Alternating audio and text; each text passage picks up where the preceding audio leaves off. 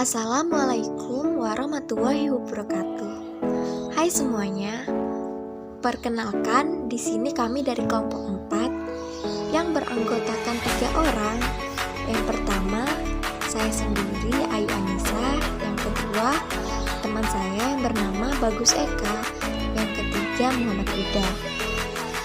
Di sini, kelompok kami akan mempresentasikan mengenai hasil analisis dari film dari Zamin Park menggunakan pendekatan teori. Yuk kita simak bareng-bareng penjelasannya. Yang berikutnya adalah pendekatan pemrosesan informasi dari kelompok 5. Berdasarkan dari PPT kelompok 5, pendekatan pemrosesan informasi menekankan bahwa anak-anak memanipulasi informasi, memonitor, dan menyusun strategi tentang hal tersebut.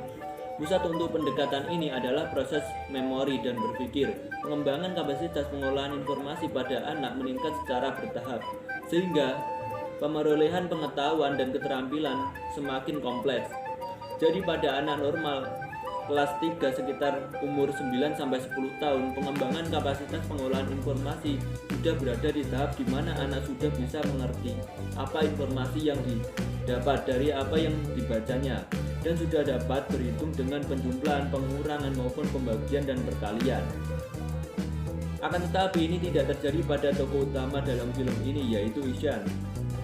Karena Ihsan menderita disleksia, yaitu gangguan proses belajar yang ditandai oleh kesulitan membaca, menulis, dan mengeja. Berdasarkan PPT kelompok 5 juga dijelaskan kecepatan pemrosesan informasi dipengaruhi 2 hal, yaitu biologis dan pengalaman. Seperti yang sudah saya jelaskan tadi, pengaruh dari segi biologi Ihsan mengalami gangguan yang disebabkan oleh disleksia. Namun kemampuan pemrosesan informasi Ihsan masih bisa dikembangkan dengan menggunakan pengalaman, yaitu dengan cara melatih terus-menerus. Dalam film ini diceritakan kemampuan Ihsan meningkat pesat saat dia dibantu oleh gurunya yang bernama Nikum. Di sini diceritakan bahwa Ihsan berusaha dengan sangat keras belajar setiap hari dengan bantuan Nikum. Dapat dilihat pada menit ke 2 jam 3 menit 20 detik. Menurut Robert Ziegler, dan ada 3 mekanisme penting dalam perubahan. Yang pertama yaitu pengodaan. Pengodaan adalah proses di mana informasi akan masuk dan disimpan ke dalam memori. Seperti yang sudah kita ketahui bahwa Ihsan mengalami disleksia, maka pengodaan informasi yang masuk ke otak sudah pasti mengalami gangguan, karena setiap apa yang dibacanya, huruf maupun angka, menjadi berantakan dan sulit dibaca oleh Ihsan. Ini bisa teman-teman lihat di 1 jam 3 menit 27 detik. 2. Otomatisitas. Mengacu pada kemampuan untuk memperoleh informasi dengan sedikit usaha atau tidak. Otomatisitas juga sama, Ihsan membutuhkan usaha yang sangat keras hanya untuk membaca dan memahami apa yang dia bacanya. Dan akhirnya usaha itu berhasil dengan bantuan Nikum. Terlihat Ihsan mulai bisa membaca sendiri. Bisa teman-teman lihat pada 2 jam 10 menit 58 detik. Pengembangan strategi adalah penciptaan prosedur baru untuk memperoleh informasi. Pengembangan susunan strategi yang efektif dan memilih yang terbaik untuk digunakan pada tugas belajar merupakan aspek penting untuk menjadi pembelajaran yang efektif. Untuk pengembangan strategi, satunya strategi yang bisa dilakukan untuk membantu Ihsan adalah dengan mengasah setiap hari dan dengan bantuan pola belajar yang sangat mudah dipahami oleh Ihsan.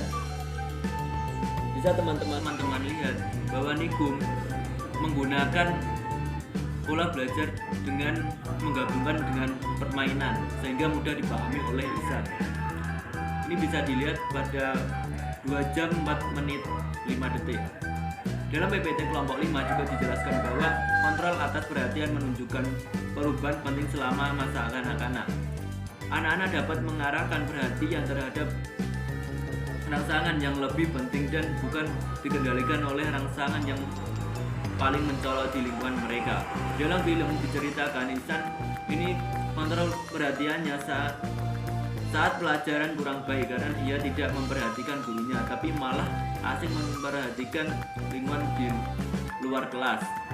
Ini bisa teman-teman lihat juga di 22 menit 25 detik atau 1 jam 00.55 detik. Selanjutnya mengenai ingatan, penyimpanan informasi dari waktu ke waktu. Ingatan tertanam dalam kontinuitas. Psikolog pendidikan mengatakan bahwa penting untuk melihat ingatan tidak dalam hal bagaimana anak-anak mengembangkan sesuatu keingatan mereka, melainkan bagaimana mereka aktif membangun ingatan mereka. Sebenarnya dalam film ini, ingatan Ihsan tidak mengalami gangguan. Ini terbukti ketika Ihsan bolos sekolah, kemudian dia menuangkan apa yang telah dilihatnya ke dalam sebuah lukisan. Bisa teman-teman lihat pada menit ke-34 10 detik. Dan berikutnya adalah skema. Dari PPT kelompok 5 dijelaskan bahwa ketika membangun informasi, kita menyatukan dengan informasi yang sudah ada dalam pikiran. Dalam hal ini, Ihsan menyatukan informasi dari apa yang sudah dilihatnya dengan imajinasi yang ada dalam pikiran. Terlihat pada saat Ihsan mencari ide lalu pergi ke kolam belakang sekolah sebelum perlombaan melukis dimulai. Dia membentuk sebuah skema dengan menggabungkan apa yang ia lihat dengan imajinasi, kemudian menuangkan ke dalam sebuah lukisan. Ini bisa teman-teman lihat saat perlombaan sebelum perlombaan dimulai, yaitu pada 2 jam 13 menit 40 detik. Selanjutnya yaitu keahlian adaptasi. Di PPT dijelaskan bahwa guru yang ditandai dengan keahlian adaptasi adalah yang fleksibel dan terbuka untuk memikirkan kembali ide-ide dan praktik-praktik penting dalam meningkatkan pembelajaran siswa. Hamernes dan lain-lain. Menurut Bradford dan lain 2006, keahlian yang ditandai dengan efisiensi dapat dengan cepat mengambil dan menerapkan informasinya dengan cara yang terampil untuk menjelaskan suatu atau memecahkan masalah. Guru yang memiliki pengetahuan dan mahir mengadaptasi metode, praktik, dan strategi berbeda untuk memenuhi kebutuhan siswa yang berbeda yang paling mungkin untuk mengambil siswa ke tingkat yang prestasi belajar yang lebih tinggi. Gabriel Malloy dan Andres Mozzani 2007. Nikum terlihat fleksibel dalam mengajarkan strategi yang digunakan agar anak-anak tertarik dalam belajar, juga berbeda dengan guru-guru yang terkesan kaku dalam pemberian pembelajaran. Nikum juga memperhatikan setiap anak-anak didiknya,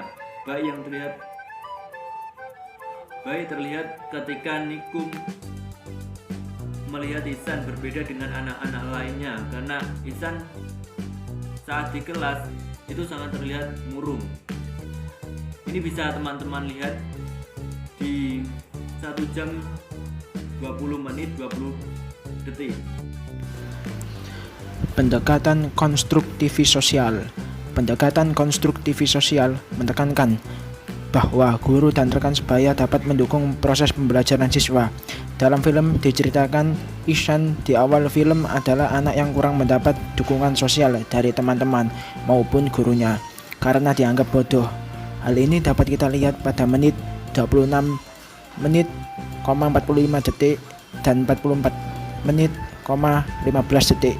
Namun setelah pindah ke sekolah asrama, Ihsan bertemu dengan Nikum dan seorang anak karyawan yang bekerja di sekolah, sehingga dia mulai mempunyai dukungan sosial dan proses belajarnya jadi lebih baik, terbukti dengan peningkatan kemampuannya yang sangat pesat. Hal ini dapat kita lihat pada menit ke 2 jam lebih 20 menit 1 detik. Dalam psikologi perkembangan, Barbara Ragov 2003, Ragov Dick dan kawan-kawan 2007 menekankan bahwa faktor penting dalam pendidikan adalah magang kognitif, teknik saat seorang ahli membentang dan mendukung pemahaman bagi pemula dan penggunaan keterampilan budayanya. Istilah magang menggarisbawahi pentingnya pembelajaran aktif dan menyoroti letak sifat pembelajaran magang kognitif ini. Dalam film dapat kita lihat pada saat Nikum mengajari Ihsan dengan perlahan sampai Ihsan bisa belajar mandiri, dan hal tersebut sangatlah berguna bagi perkembangan kemampuan Ihsan dalam belajar. Adegan ini bisa kita lihat pada menit ke 2 jam 20 detik. Kerjasama sekolah dan orang tua. Kerjasama dipromosikan antara sekolah dan orang tua dengan melibatkan orang tua dalam membentuk tujuan bersama, rencana strategis untuk mencapai tujuan, dalam berbagai sumber daya untuk membantu sekolah mencapai tujuannya, dan dalam menciptakan kegiatan yang meningkatkan kemungkinan bahwa orang tua akan mengembangkan sikap positif terhadap sekolah. Kerjasama sekolah dan orang tua. Orang tua ini tidak terjadi dalam film tersebut. Bahkan hubungan antara orang tua Ihsan dan guru Ihsan kurang baik. Ini dapat terlihat ketika guru Ihsan mengatakan bahwa Ihsan memiliki kekurangan dan menyarankan Ihsan dipindahkan ke sekolah luar biasa saja. Dan orang tua Ihsan setelah itu langsung memindahkan Ihsan ke sekolah asrama ini dapat dilihat pada adegan 44 menit, 15 detik. Selain itu, ketika Nikum datang dan menjelaskan ke orang tua Ihsan menderita disleksia. Orang tua Ihsan kurang baik dalam menanggapinya bahwa Ihsan itu menderita disleksia. Dapat dilihat di menit ke 1 jam lebih 39 menit 29 detik. Dan saya akan melanjutkan analisis dari kelompok kami tentang film Teresa Milbir yang berikutnya, yaitu tentang motivasi pengajaran dan pembelajaran. Berdasarkan materi yang saya dapat dari kelompok 9, perspektif perilaku menekankan imbalan dan hukuman eksternal sering dengan kunci penentu motivasi siswa.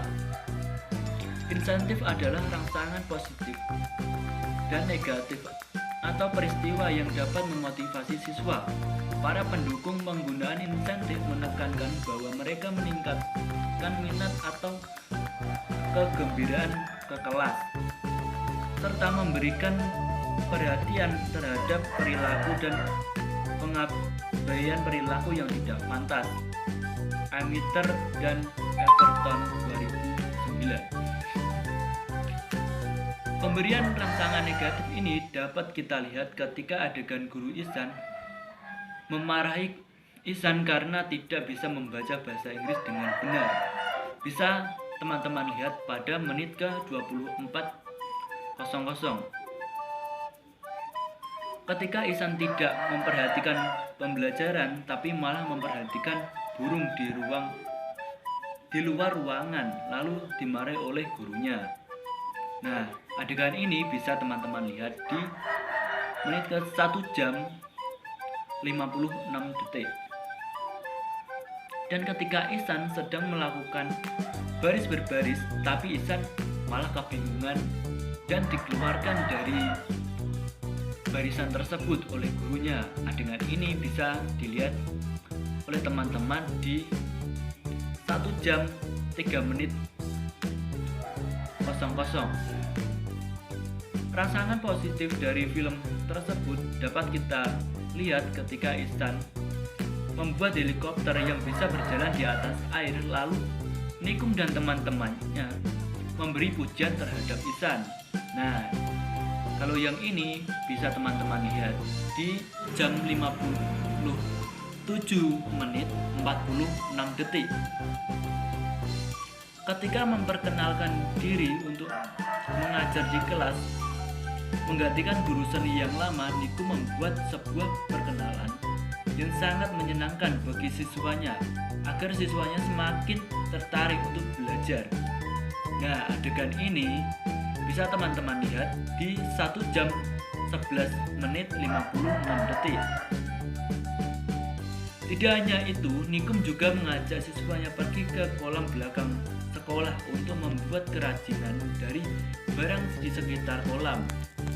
Dan itu berhasil membuat siswa menjadi sangat senang dan lebih tertarik dalam belajar. Terlihat bahwa anak-anak di sana sangat ceria.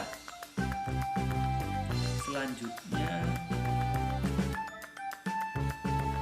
berdasarkan materi dari kelompok 9, Abraham Maslow 1954 sampai 1971 mengatakan bahwa terdapat kebutuhan dasar yang harus dipenuhi sebelum kebutuhan yang lebih tinggi dapat dipuaskan.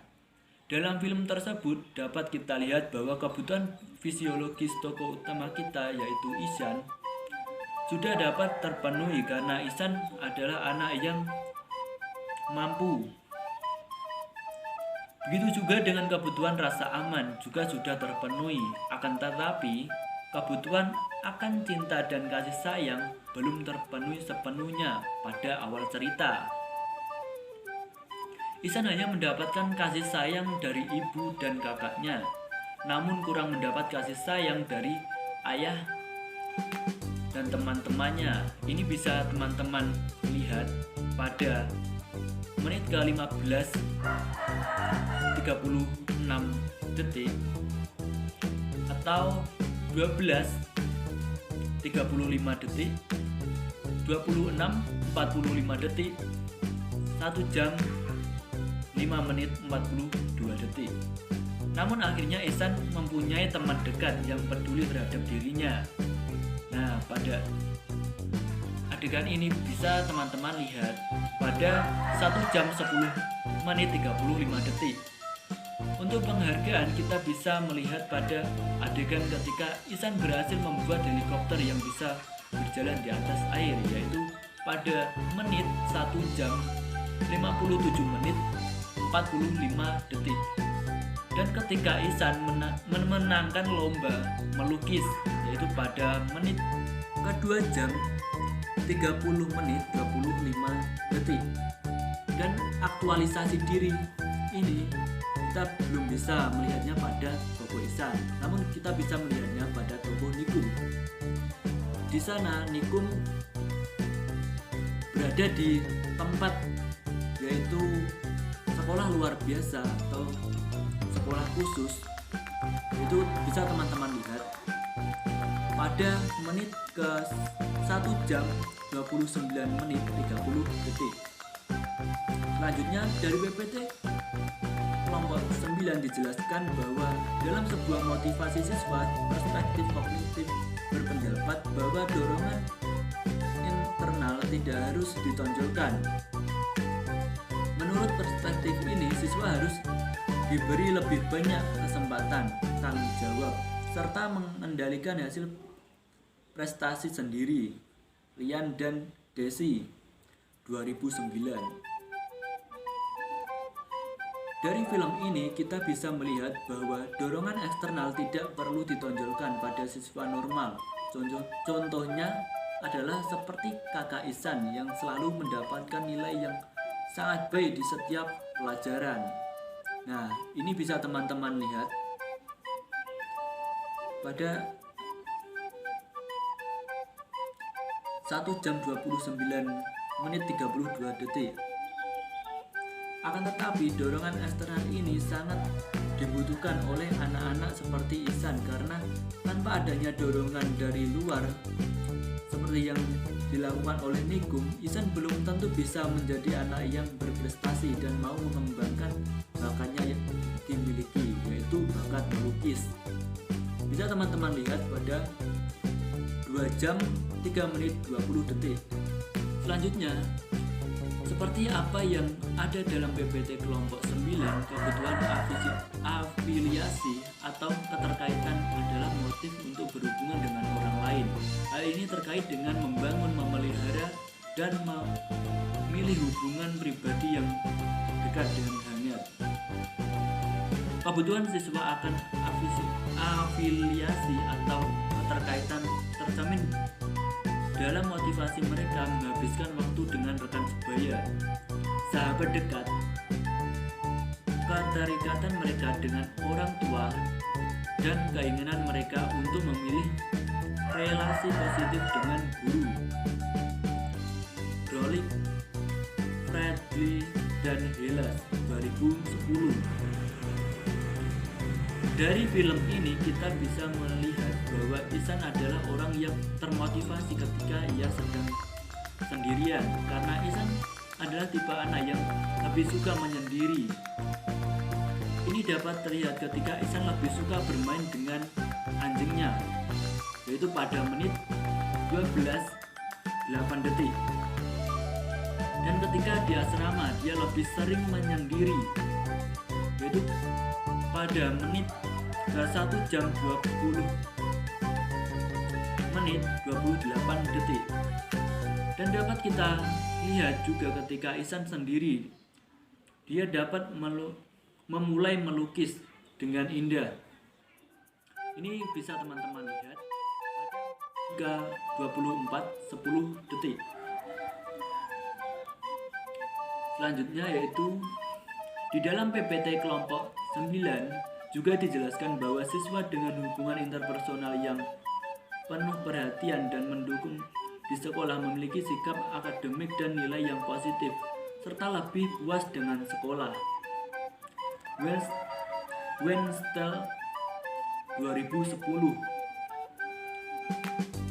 Satu studi menunjukkan bahwa faktor penting motivasi dan prestasi belajar siswa adalah prestasi mengenai hubungan mereka dengan guru, mengacu pada hal positif atau tidak. McComber 2001.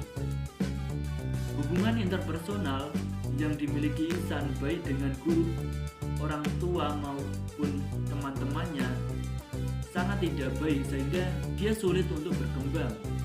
Hubungan yang kurang baik tersebut dapat kita lihat pada adegan Ihsan sering dimarahi dan dihukum gurunya, yaitu pada menit ke-24:00. Dia diajak oleh temannya pada menit ke-26:45 detik. Atau bisa dilihat pada 1 jam 5 menit 40 detik berkelahi dengan temannya. Ini bisa kalian lihat di 12 menit 48 detik, dan ketika Ihsan dimarahi oleh ayahnya yaitu pada menit ke-15:35 detik. Mengenai penjelasan bagaimana membangun iklim kelas yang sudah dijelaskan oleh kelompok 9, kita bisa melihat pada film ketika Nikum memperkenalkan diri ketika pertama kali mengajar di kelas menjadi guru seni. Di sana Nikum sangat baik dan membangun iklim kelas, membuat siswa tertarik dan bersemangat untuk belajar. Ini bisa kalian lihat ketika Nikum menggunakan pakaian duduknya, yaitu pada 1 jam 11 menit 56 detik. Dan hal tersebut menumbuhkan motivasi intrinsik dalam diri para siswa untuk belajar. Kalau dilihat dari penjelasan kelompok 9 terkait Richard Ryan dan Edward Deci, menganggap guru yang menciptakan situasi bagi siswa untuk terlibat dalam menentukan nasib sendiri seiring dengan guru yang mendukung secara otonomi. Pada setiap adegan ketika Nikum mengajar, dia hanya menciptakan suasana kelas yang menyenangkan dan membebaskan siswanya untuk membuat karya yang mereka inginkan tanpa membatasinya. Ini terlihat pada adegan saat Nikum mengajar anak-anak untuk melukis, yaitu pada 1 jam 18 menit 17 detik. Dan ketika di kolam belakang sekolah, yaitu pada menit ke 1 jam 56 menit 40 detik. Berdasarkan dari PPT kelompok 9, guru dengan efikasi diri rendah sering terperosok dalam masalah kelas, cenderung untuk mengatakan bahwa kemampuan siswa rendah dalam alasan siswa tidak belajar. Kalau dilihat dari film tersebut, kemungkinan efikasi dari guru-guru Ihsan juga rendah karena mereka selalu menganggap Ihsan ini adalah murid yang bodoh karena Ihsan kurang belajar. Dalam PPT kelompok 9 dijelaskan tentang tujuan pribadi strategi lain yang baik untuk mendorong siswa dalam menetapkan tujuan adalah membimbing mereka dalam mengembangkan tujuan pribadi tentang keadaan masa depan yang diinginkan dan tidak diinginkan. Ford dan Smith 2009. Dalam film tersebut, kebanyakan guru tidak menyadari apa yang diinginkan oleh siswanya di masa depan. Guru hanya ingin siswanya pintar dalam pembelajaran yang dia ajarkan. Seperti pada adegan pembicaraan hukum dengan guru-guru lainnya, yaitu pada menit ke 1 jam 23 menit 27 detik. Dari PPT kelompok 9 dijelaskan bahwa saat waktu dan energi orang tua sebagian besar tercurahkan oleh kekhawatiran atau orang lain selain anak, motivasi anak dapat menderita.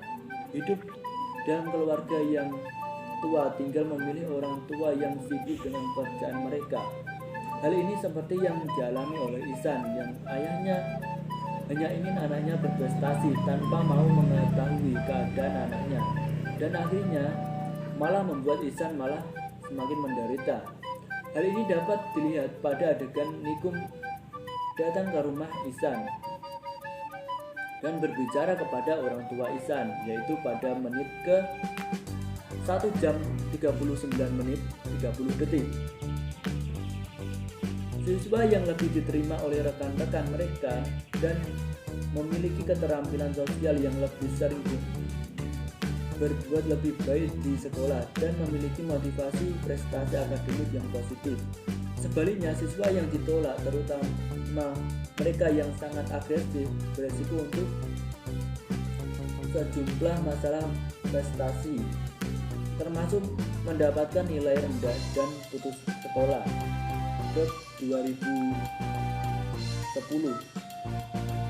Dalam film tersebut, Ihsan seringkali kurang diterima oleh teman-temannya karena kekurangan yang dimilikinya.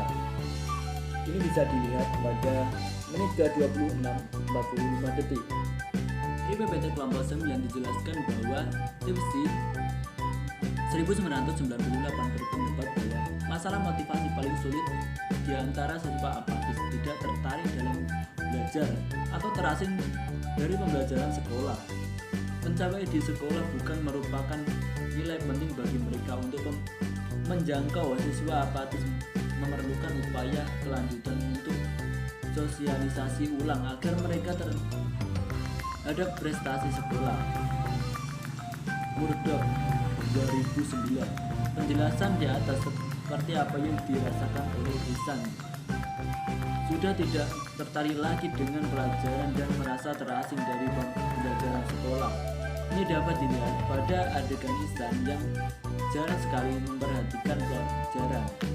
Bisa dilihat teman-teman di menit ke-22 detik ke-26 atau menit ke 1 jam 00:55 detik.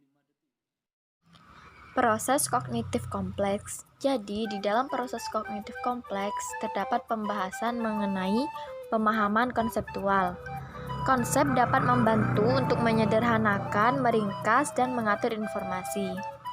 Dalam film, terlihat adegan di mana Ihsan kesulitan dalam membedakan antara kata top dan pot, de dan di, karena Ihsan menderita disleksia. yaitu kesulitan membaca dan menulis. Padahal ibunya baru kemarin mengajarinya, tetapi Ihsan tidak mengingatnya dan tetap salah.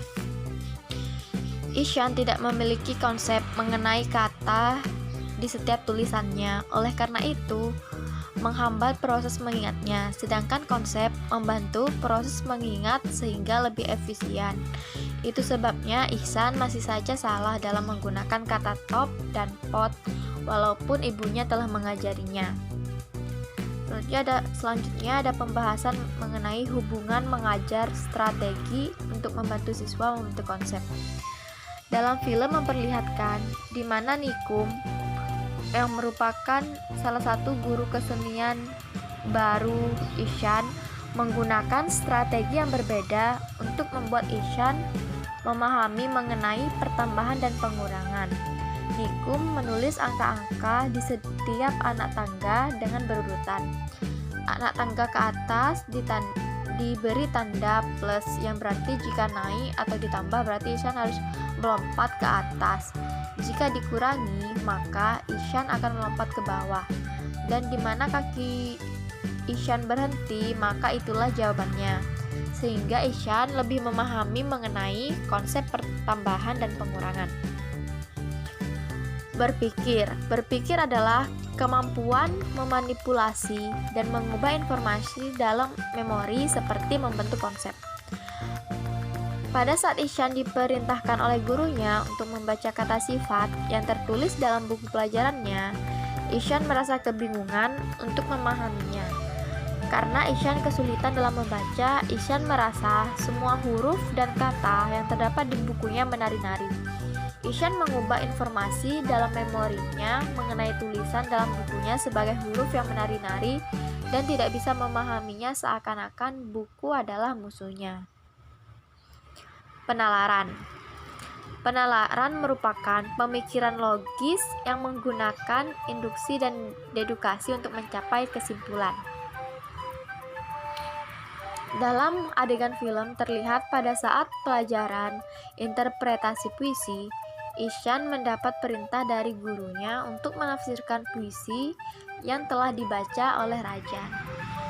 Ihsan berusaha untuk menggunakan pemikiran yang logis untuk memaknai apa arti yang tersirat di dalam puisi tersebut dan mengutarakannya.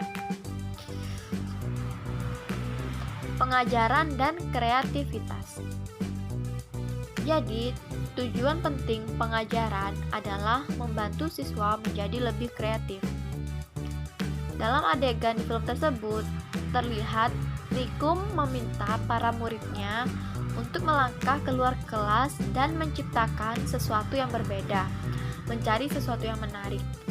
Ihsan berhasil merakit sebuah kapal yang dibuatnya menggunakan kayu, pensil, karet, sehingga kapal tersebut bisa mengapung menelusuri danau. Hal itu sebagai bentuk dari tujuan pengajaran yang berarti membuat siswa lebih kreatif yang telah dilakukan oleh Nikum, dan Ihsan berhasil mewujudkan tujuan itu. Selanjutnya ada pembahasan mengenai pemecahan masalah. Pemecahan masalah merupakan mencari atau menemukan cara yang tepat untuk mencapai suatu tujuan. Langkah-langkah pemecahan masalah yang pertama, carilah dan bingkai masalah.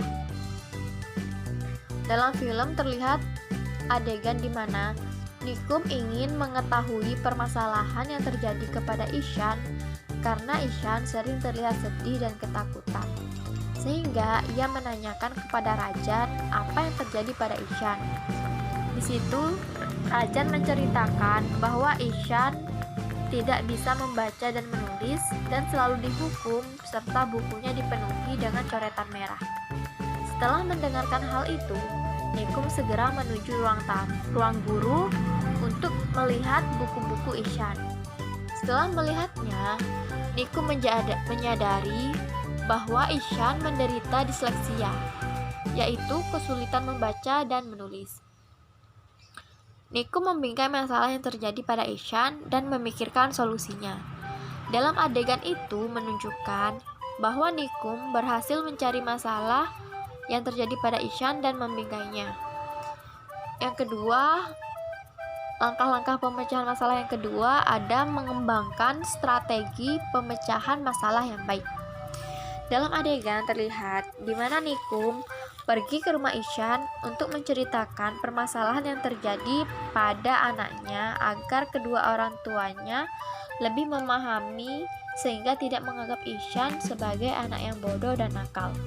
Poin pentingnya yang harus diketahui oleh kedua orang tua Ishan adalah Ishan bukan merupakan anak yang tidak mau belajar, tetapi Ishan menderita disleksia yang membuatnya kesulitan dalam membaca dan menulis.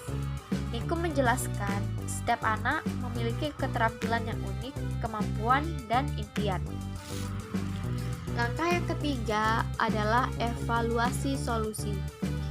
Dalam film diperlihatkan adegan untuk mendukung strateginya dalam membantu memecahkan permasalahan yang terjadi kepada Ishan. Nikum menemui kepala sekolah untuk memberitahukan bahwa Ishan anak yang memiliki kecerdasan di atas rata-rata, luar biasa dan berbakat.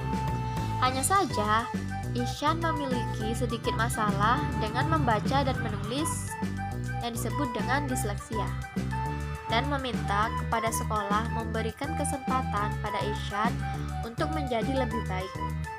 Nikum mengajak kepada sekolah dan para guru untuk membantunya dalam memecahkan masalah Ishan dan meyakini kepala sekolah bahwa ia yang akan mengajari Ishan sehingga membuat kepala sekolah yakin dan menyetujuinya. Langkah yang keempat adalah pemikiran dan definisi masalah dan solusi dari waktu ke waktu.